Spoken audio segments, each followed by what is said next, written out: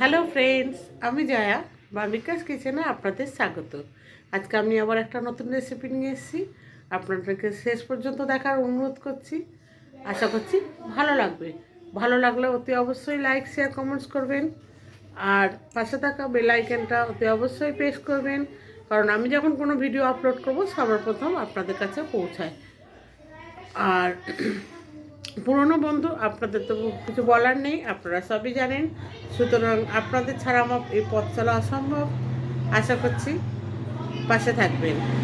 আর এটা অনুরোধ করছি, কেউ প্লিজ স্কিপ করে দেখবেন না, ভিডিওটা পুরোটা দেখুন। আশা করছি ভালো লাগবে। চলুন তাহলে রেসিপিটা শুরু করা যাক। আর একটা কথা, হ্যাঁ, যদি কোনো বন্ধু আমার চ্যানেলে নতুন থাকেন তাদের কাছে আমি অনুরোধ করছি আমার চ্যানেলটাকে সাবস্ক্রাইব করে নেবেন। চলুন তাহলে রেসিপিটা বানানো যাক। রেসিপিটা বানানোর জন্য আমি এখানে নিয়ে নিচ্ছি হাফ চা চামচ মতো গোটা জিরে,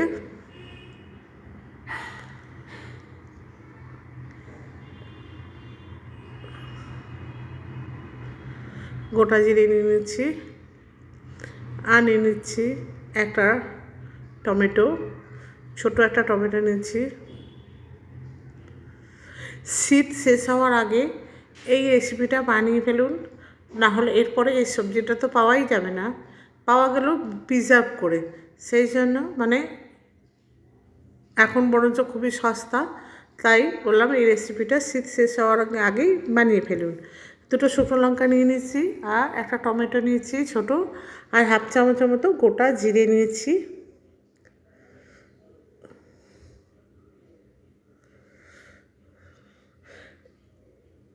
আর নিয়ে নিচ্ছি আমি একটুখানি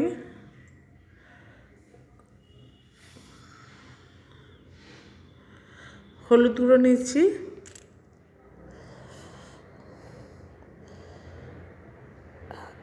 লঙ্কার গুঁড়ো নিচ্ছি এক চামচের মতো, লাল লঙ্কার গুঁড়ো, নুন নিয়ে নিচ্ছি এক চামচের মতো দেখুন, আর ধনে গুঁড়ো নিচ্ছি এক চামচের মতো। নুনটা আগেই আমি নিয়ে নিয়েছি।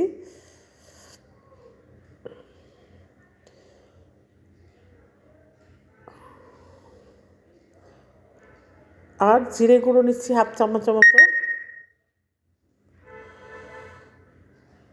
এই রেসিপিটা বানানোর জন্য আমি প্রথমে এখানে নিলাম লাল লঙ্কার গুঁড়ো, একটা ছোট টমেটো, দুটো শুকনো লঙ্কা, হাফ চামচের মতো গোটা জিরে, এক চামচের মতো হলুদ গুঁড়ো, স্বাদ মতো লবণ মানে নুন, আর এক চামচের মতো ধনে গুঁড়ো, হাফ চামচের মতো গুঁড়ো জিরে। এবার কড়াইতে তেল দিয়ে দিয়েছি।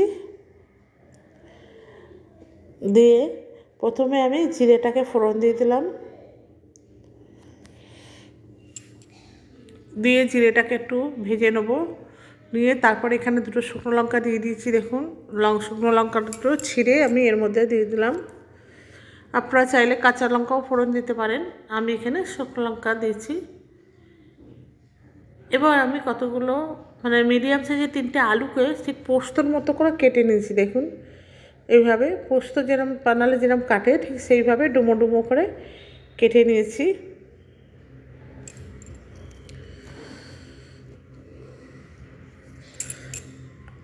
আর নিয়ে নিচ্ছি এক বাটির মতো কড়াইশুঁটি। এই সিজনে কড়াইশুঁটি এখন খুব অ্যাভেলেবেল শীতকালে। এরপরে কড়াইশুঁটি পাওয়া যাবে, কিন্তু ভীষণ দাম। শীত শেষ হওয়ার আগেই এটা করুন, এটা রুটির সাথে খেতে খুব ভালো লাগে। এবার তেলটা গরম হয়ে গেছে, আমি এখানে আলুগুলোকে দিয়ে দিয়েছি। আমি আলু কাটাটা দেখাইনি, আলুটা আমি আগে থেকে কেটে রেখেছিলাম। তা আশা করছি আপনারা আলু কাটতে পারেন, তাই জন্য আমি কাটাটা দেখালাম না। সব আলুগুলোকে ধুয়ে আমি ওয়াশ করে নিয়ে তারপরে আমি তেলের মধ্যে দিয়ে দিলাম। দিয়ে ভালো করে আমি এটাকে একটু নেড়ে চেড়ে ভেজে নেব। নতুন বন্ধু যদি কেউ আমার চ্যানেলে থেকে থাকেন তাদেরকে আমি অনুরোধ করব আমার চ্যানেলটাকে সাবস্ক্রাইব করার জন্য। এবার আমি এখানে কড়াইশুঁটিটা দিয়ে দিলাম, দিয়ে কড়াইশুঁটিটা দিয়েও ভালো করে আমি নেড়ে চেড়ে নেব। আর পুরনো বন্ধু যারা আমার চ্যানেলটা সাবস্ক্রাইব করে রেখেছেন তাদের কাছে আমি কৃতজ্ঞ এবং আন্তরিক ভালোবাসা, নতুন পুরনো বন্ধু উভয়কেই। আর ফেসবুক থেকে যদি কেউ আমার ভিডিওটা দেখে থাকেন তাহলে তাদের বলবো আমার পেজটাকে ফলো করে আমার পাশে থাকবেন। আর ভিডিওটা শেষ পর্যন্ত দেখুন, ভালো লাগলে লাইক, শেয়ার, কমেন্টস করবেন। আর কেউ স্কিপ করে দেখবেন না প্লিজ, ভিডিওটা পুরোটা দেখুন, আশা করছি ভালো লাগবে। এবার আমি আলু আর এই কড়াইশুঁটিটা ভালো করে ভেজে নেব।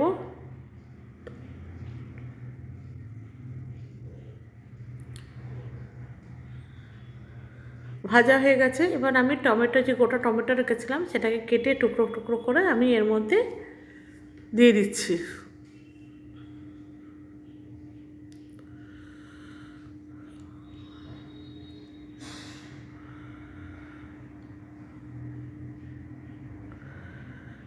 এই রেসিপিটা রুটির সাথে খেতে ভীষণ ভালো লাগে, কিন্তু ভাতের সাথেও ভালো লাগে। এবার আমি এখানে হলুদটা দিয়ে দিলাম,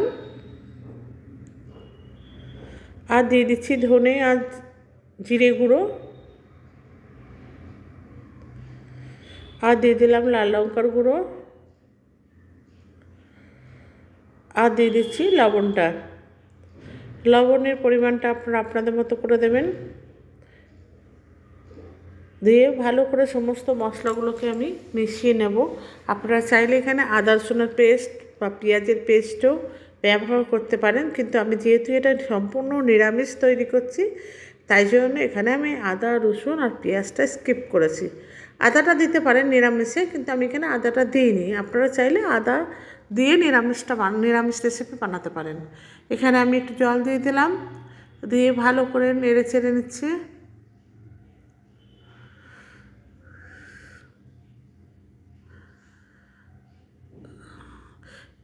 এই কড়াইশুঁটি আলুর এই ভাজাটা ভীষণ ভীষণ টেস্টি হয়। আমি আর একটু জল দিয়ে দিলাম, দিয়ে আঁচটা কমিয়ে দিয়ে এবার আমি একটা ঢাকনা দিয়ে ঢেকে দেবো। ঢাকনাটা খুলে আমি আবার একটু নেড়ে নিচ্ছি।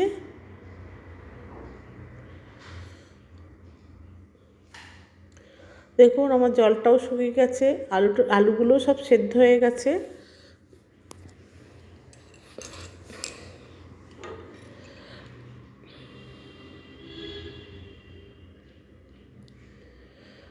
পুরো সেদ্ধ হয়ে গেছে, আর এটাও ভাজা ভাজা মতো তৈরি হয়ে গেছে। এবার আমি একটা পাত্রে নামিয়ে নেব পরিবেশনের জন্য।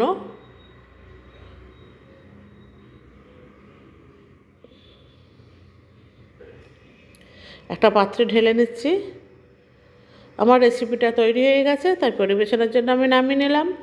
আজকে এই পর্যন্ত বন্ধুরা। ভিডিওটি ভালো লাগলে অতি অবশ্যই লাইক, শেয়ার করে আমার পাশে থাকবেন, কমেন্টস করে। আর নতুন বন্ধু হয়ে থাকলে আমার চ্যানেলটাকে সাবস্ক্রাইব করার অনুরোধ রইল। আর পুরনো বন্ধুদের, নতুন বন্ধুদের উভয়কে আমার আন্তরিক ভালোবাসা।